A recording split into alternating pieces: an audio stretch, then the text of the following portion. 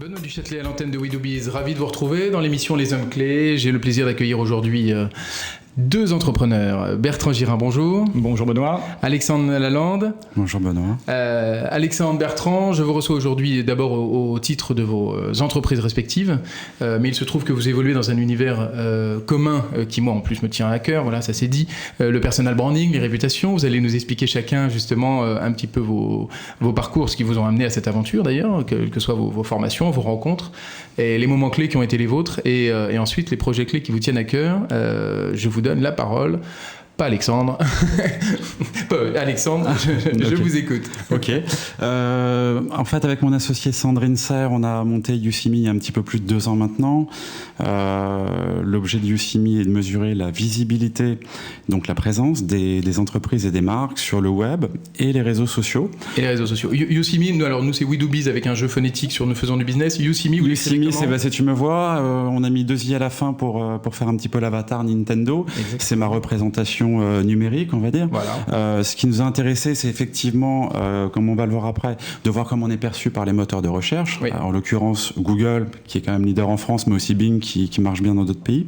Mais pas que, puisqu'il y a un petit peu plus de 2 ans, les réseaux sociaux n'avaient pas la même émergence qu'aujourd'hui. Donc il était intéressant. Il y avait même MySpace au tout début. Oui, on m'a dit ça. Oui. Au tout début, il y avait MySpace, de regarder MySpace, mais bon, surtout Facebook, Twitter qui commençait à bien avancer, et de regarder les plateformes de partage. Bref, j'ai une marque. Vous avez goûté à ça et évolué avec... Bon, on évolue avec les réseaux sociaux. Quand il y en a un nouveau là, on a rajouté Instagram, il y a Pinterest qui doit arriver. Forcément, on est obligé de s'adapter, puisque le but est de voir comment est perçue la marque, et surtout, est-ce qu'elle est à sa place par rapport à ses cibles? Est-ce qu'elle est sur le bon réseau? On va pas forcément trouver la même audience sur Facebook, sur Twitter, etc., etc. D'accord. Donc l'adaptation, avec le créneau particulier de chercher l'adéquation entre le rayonnement numérique et la logique de positionnement. Exactement. Et ça, c'était, vous dites, une création il y a 2 ans? C'était il y a 2 ans, donc on délivrait et on délivre toujours un indice de visibilité globale, oui, et un indice par rubrique, ce qui permet de voir effectivement son évolution. Tiens, est-ce que je suis plus visible sur les réseaux sociaux? Puisqu'au-delà du nombre de fans, de followers, on va regarder le nombre de personnes qui y sont raccrochées, pareil sur les réseaux pro, ce qui permet de voir en fait si on gagne en visibilité, donc en rayonnement, ce que recherche généralement ce type d'acteur. Donc ça, c'était le premier produit historique sur lequel on a greffé un produit de veille qui permet de se laisser, de s'informer en temps réel sur ce qu'il dit sur sa propre marque. YouSeeMe prend une photo, oui, où est la marque, et l'autre outil... Pour vous, marque, c'est la marque, la personne morale, mais ça peut être également les particuliers? Ouais, merci de le préciser. C'est-à-dire que je raisonne toujours personne morale, toujours, mais évidemment, ça marche également sur les personnes physiques. Oui. Donc, sur toi, sur moi, sur qui on veut. Oui. Sachant que sur les personnes physiques, on n'a pas cherché à creuser entre guillemets, le problème de l'homonymie. On ramène tous les noms, ce qui permet justement de voir un petit peu qui en a dans les pattes. Oui, parce que sinon, c'est compliqué, il faut qu'on donne la main à l'utilisateur. Enfin, c'est pas facile de savoir qui est vraiment le vrai Benoît. Non, c'est très difficile. Etc. Je vous rappelle que derrière, moi, j'ai une structure qui s'appelle double numérique. Alors, c'est pour justement, voilà. On reste dans la même sémantique. Cher Bertrand, alors dites-nous, dans le cadre de Réputation VIP, vous, quelle a été un peu la genèse de cette histoire? Parce que c'est plus frais, 1 an et demi. Mais avec une réflexion motivée également. Oui, en fait, la genèse, elle est née de rencontres et de parcours comme toutes mes entreprises. Et oui, mais c'est ça qui est toujours passionnant, parce que les auditeurs, du coup, se disent « Ah, ça y est, là, je crois que du coup, je peux aussi me lancer. » Et l'histoire, donc moi, pour la faire bref, j'ai géré un fonds de capital risque, et puis j'ai monté une société de levée de fonds entre la France et la Chine. Ah oui, donc il y a un réflexe financier déjà. Il y a un réflexe financier, oui. Un tropisme entrepreneurial et de croissance technologique, en fait, c'est toujours dans les technos. Oui. Et en Chine, on a levé des fonds, on avait un beau mandat, on a levé $20 millions pour une entreprise exceptionnelle, notamment en termes de management. Combien? $20 millions. Oui. On n'est pas habitué, c'est pour ça que je fais répéter. Oui. C'est les dimensions chinoises. Oui, c'est une petite levée de fonds. Voilà. Et en fait, ce que je ne savais pas quand j'ai signé le mandat, c'est que le chef d'entreprise avait un problème d'irréputation. Je ne savais même pas que ça s'appelait irréputation à l'époque. Donc, toujours est-il qu'au 2e rendez-vous avec les investisseurs, les investisseurs disaient à mon client « Mais c'est quoi cette histoire sur Internet, sur vous ?» Et il avait un ennemi pourri, un ennemi qui lui pourrissait la vie sur Internet. Ça n'a pas été triste. Voilà. Et cette histoire m'a beaucoup marqué. Oui, à ce prix-là, oui. Et il y a maintenant presque 3 ans, j'ai rencontré Nicolas Nguyen, qui est un champion du monde Google. Qui est quelqu'un qui a... Il y en avait un, vous l'avez trouvé. Et voilà, il n'y en a pas beaucoup dans le monde, oui. Mais il y en avait un. Et surtout qu'il y avait une approche de développer des technos pour industrialiser les problématiques de référencement. Donc, en fait, le déclic s'est fait comme ça. Ça m'a fait penser à mon ancien client. Je suis allé retourner le voir. On a signé sans monter de boîte. On a signé un premier client. Ça a très, très bien marché. C'est-à-dire qu'on a pu, pour ce client, en fait, repousser les informations qui ne lui convenaient pas. Il avait dépensé $100 000 en avocat sans arriver à faire supprimer le contenu. Parce que le petit malin en face, il est déplacé de pays en pays, serveur. Oui, c'est ça. Voilà. Là, c'était compliqué. Donc, ça a très bien fonctionné. On a pu faire ça en plus sur plusieurs langues, plusieurs moteurs de recherche, des problématiques aux États-Unis, en Europe, en Chine. Et donc, j'ai un peu un réflexe de capital risqueur. Donc, j'ai dit, ça a l'air de fonctionner. On va quand même signer un deuxième client. Donc, on a signé un deuxième client. Je suis allé voir mes amis avocats qui m'ont dit, si tu peux faire ça, fantastique, voilà, tiens. Deuxième client, pareil, ça fonctionne, génial. Donc là, on a dit, il faut monter une boîte et une équipe. Et notre constat était de dire sur le marché, il y a 150 acteurs d'e-réputation alors qui font plein de choses différentes. Oui. Mais en tous les cas, sur notre métier, il y a des artisans ou des gens qui font plutôt de la communication, mais qui n'ont pas une techno. Et surtout, le réflexe de techno, dont je reviens un peu, du coup, quelle est votre formation pour avoir un peu cette déformation positive sur la technique et sur les finances? Alors moi, nul n'est parfait. Je suis centralien, j'ai fait MBA et j'ai fait un parcours plutôt... toujours avec une composante technologique, parce que c'est vraiment mon univers. Oui, donc un centralien 2.0, d'accord. 3 maintenant. Oui, c'est ça. Et chinois, bon, d'où le col, d'accord, ça y est, je comprends mieux. Oui. J'ai étudié le chinois, je pensais à la Chine. Après on verra comment on dit réputation en chinois, là je suis perdu. Oui, là c'est un peu plus... E-réputation, je ne sais pas. Et donc le réflexe a été de dire, créons une techno, et puis on s'est mis à 5, on est 5 fondateurs. Et l'idée... 5 fondateurs, oui. 5 fondateurs. L'idée était de dire la chose suivante, c'est que quand, dans la vie courante, moi je vous explique qui je suis, je choisis les informations que je vous donne, et surtout je choisis l'ordre dans lequel je donne. À l'oral? À l'oral. Oui. J'explique sur un CV. Vous expliquez votre entreprise, ce que vous faites, la marque. On a la main sur ce qu'on dit. On a la main sur ce qu'on dit, surtout l'ordre des informations. Dans le monde virtuel, ça ne se passe pas comme ça. Ah non, c'est Google qui décide, oui. Voilà, c'est les algorithmes de Google qui décident. Exactement. Nous, on a dit, on ne voit pas pourquoi. Oui, très bon réflexe. Ça a été vraiment ça la genèse, de dire développons une technologie pour qu'on redonne la main à nos clients, pour que sur leur marque, sur leur nom, leur prénom, ils puissent choisir l'ordonnancement des informations, et donc notamment... Idéalement, cette fameuse première page, puisque le moteur de recherche, en fait, il va donner une lumière très crue, très importante sur une dizaine de résultats, on va dire, déjà ceux de la première page.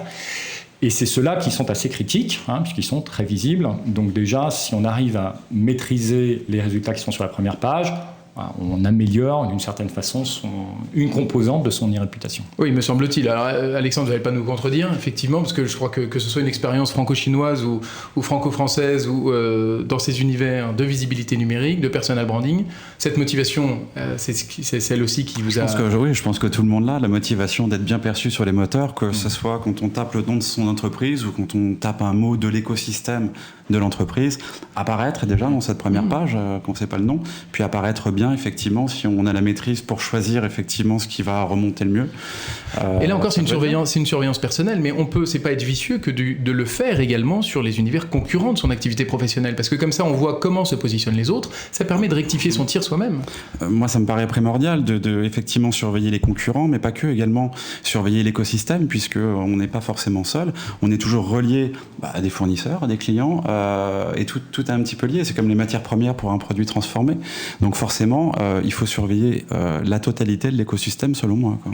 Et être informé sur effectivement le positionnement et puis sur l'actualité également. Passons au cas pratique, comment le fait-on? Dans l'aventure Yossimi, il y a votre motivation, l'outil que vous avez mis à disposition. Alors parlez-nous un peu de l'avenir et de la façon dont vous avez évolué justement. Nous, ce qui nous intéresse, c'est effectivement l'état des lieux d'une entreprise, ça c'est Yossimi, c'est ensuite la veille sur ce qui est dit sur une marque, sur son concurrent, sur son écosystème pour être informé. Et on a également un autre produit qui s'appelle Social Share qui lui s'intéresse aux performances d'une ligne éditoriale et au partage sur les réseaux sociaux. C'est typiquement selon un thème donné, selon l'auteur, selon la plateforme à partir du blog, on va dire, à partir duquel il publie. quelle va être l'audience. On se rend compte qu'effectivement, les tops de partage ne sont pas les mêmes sur un réseau comme Twitter que sur Facebook, encore moins sur LinkedIn ou sur G+. Donc ça permet de voir effectivement qui performe pas, et surtout après d'analyser pourquoi ça performe. Pourquoi ça performe ? Oui, ça c'est indispensable. Vous parlez de ligne éditoriale, j'ai l'impression que c'est quand même ça une vraie nouveauté dans la façon de faire de la veille et de surveiller les informations. Est-ce que vous pouvez creuser cette particularité maison ? Ouais, typiquement en fait Social Share, ça ressemble un petit peu à ce qu'était Google Reader. Sauf qu'au lieu d'avoir que du flux avec des news, nous, on donne des capacités de tri en disant « je veux pas forcément ce qu'il y a de plus récent, je veux ce qu'il y a de plus récent et qui a le mieux performé sur Twitter depuis 24 heures, par exemple, ou sur G+, etc. » Donc ça permet tout de suite de voir les sujets qui fonctionnent et d'analyser son audience pour éventuellement pouvoir publier ou s'adapter par rapport aux auteurs et aux différents acteurs.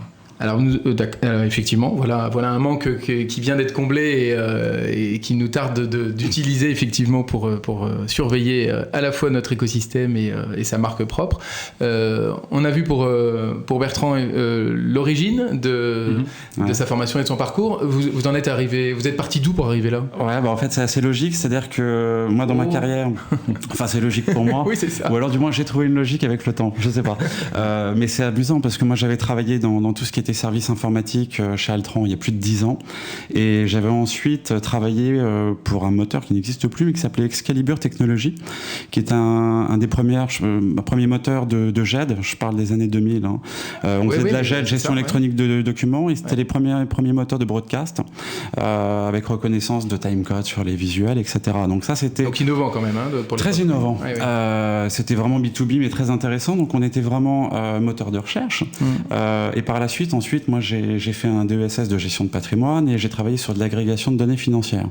Donc quand on met moteur de recherche, agrégation de données, on arrive à ce que je fais, YouSeeMe, Social Share, tous des outils qui en fait vont interroger des plateformes, recueillir des informations et surtout les traiter pour apporter de la valeur ajoutée aux clients.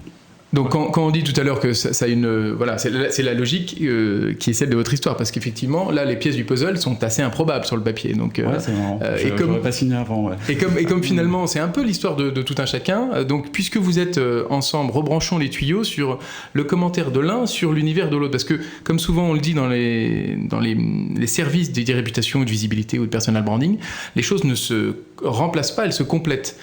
Donc, est-ce que Bertrand, je peux avoir votre point de vue coup sur ce que vous venez de découvrir d'Alexandre ? Alors d'abord, moi j'adore les histoires d'entrepreneurs. Et donc voilà une nouvelle, et je trouve ça toujours passionnant de se dire comment est venue l'idée, et puis surtout l'exécution, la mise en œuvre. Et là vous êtes de beaux témoins. Voilà.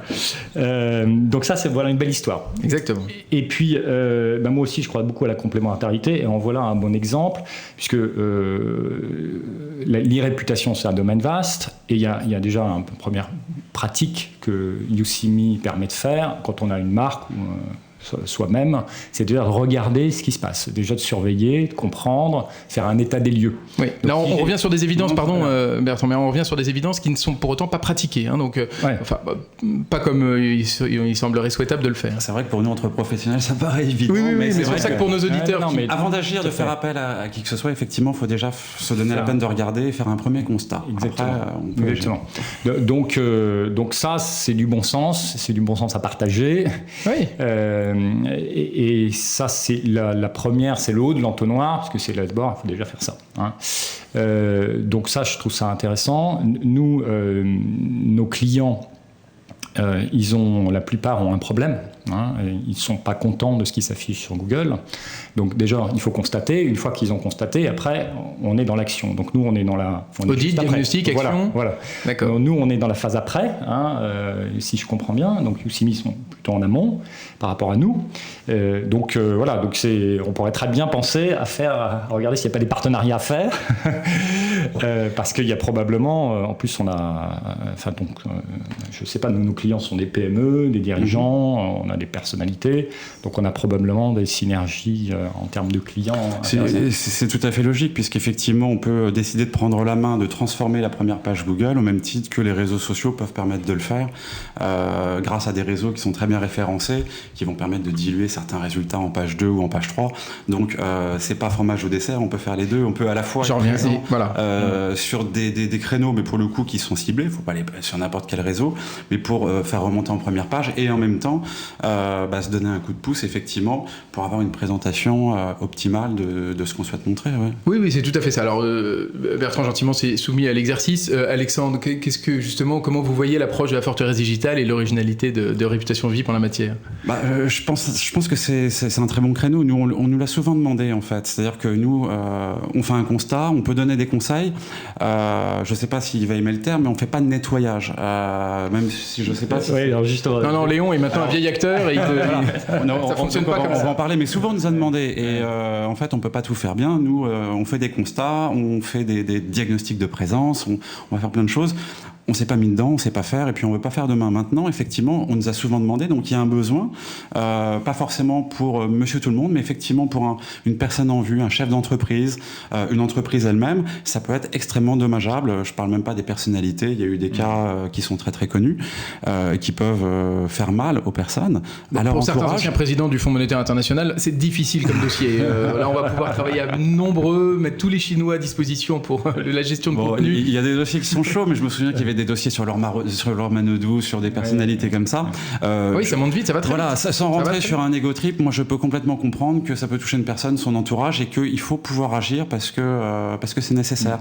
Donc il faut pouvoir le faire et faire appel à des professionnels pour ça, parce que même à coup de dilution, même si on veut diluer, ça ne marchera pas, surtout si on a en face des gens qui sont hargneux et qui vont effectivement changer leur adresse IP, de serveur, de ce qu'on veut pour pas être saisis.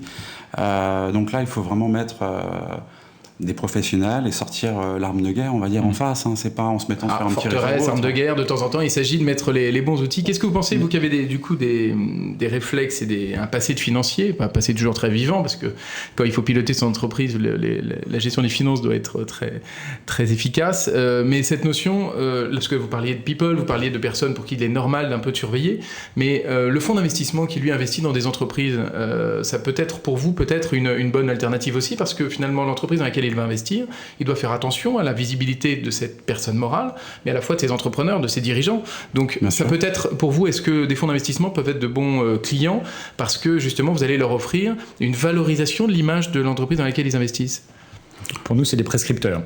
D'accord, c'est déjà opérationnel. Oui, moi j'arrive tout naïvement parce que là on parlait de people, mais je trouvais que dans le monde de l'entreprise, ça pouvait être une piste plus... Ça peut être intéressant. Après, ça dépend si l'entreprise a vocation entre guillemets à être vraiment visible ou pas. Je suis pas sûr que ce soit évident pour tout le monde. Ah non, pas pour tout le monde. Mais pour certains, bien entendu, oui. En tout cas, veillez. Voilà, typiquement, nous on a des prescripteurs qui sont des fonds. La problématique d'un fonds, c'est quoi ? J'investis dans une entreprise à un horizon 3, 5 ans, 7 ans, je dois sortir.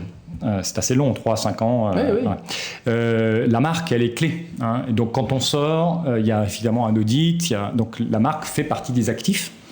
Donc, dans certains cas, c'est un actif très important. C'est un actif immatériel. Et la représentation de la marque sur Internet est un enjeu qui peut être important. Donc, qui peut affecter la valorisation de sortie, s'il y a un problème. Mais voilà, donc le réflexe, merci pour ce mot que je considérais comme mot de la fin pour cette émission où j'étais du coup ravi de vous recevoir et de mettre la lumière sur le personal branding et la réputation.